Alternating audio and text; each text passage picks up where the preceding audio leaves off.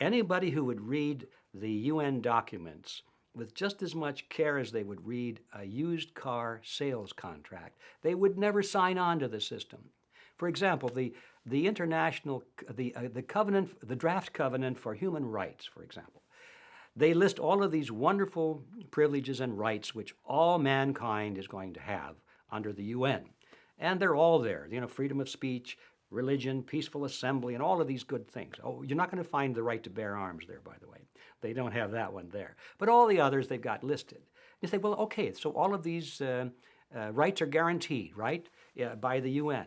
But continue reading, my friend, and you find out that in every case there's a clause that follows it and says, you may have this right, freedom of speech, for example, except as may be provided for by law. Well, what does that mean? That means you've got these rights until we pass a law that says you don't have these rights anymore. Or we say you can have these rights under some conditions and not other conditions.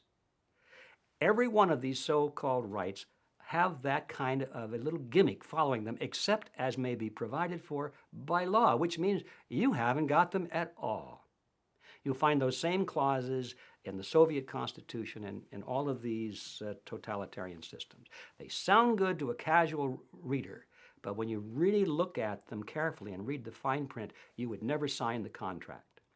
And so what we're facing today is a United Nations that has been sold to the average person of the world who wants peace. They're tired of war. They don't want the threat of war, atomic warfare, biological warfare. They don't want terrorism. They don't want crime. They don't want pornography. They don't want all of these bad things. And so they're told that the United Nations, if we just give it more power, more money, more military, more police, more rules, more laws, more regulations, that somehow they're going to take care of all of that for us. And the truth of the matter is, we're all going to wind up in a universal prison.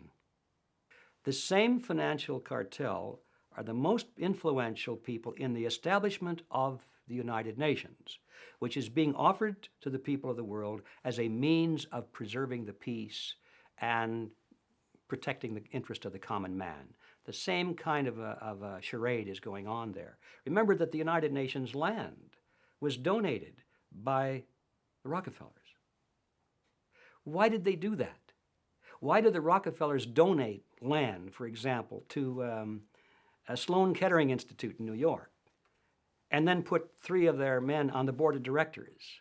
Why did they donate money for this great institution and that one, and then load up the board of directors with their people? Why do they do that? It's because they want something, but it's not something that the average person is going to learn about by reading the newspapers.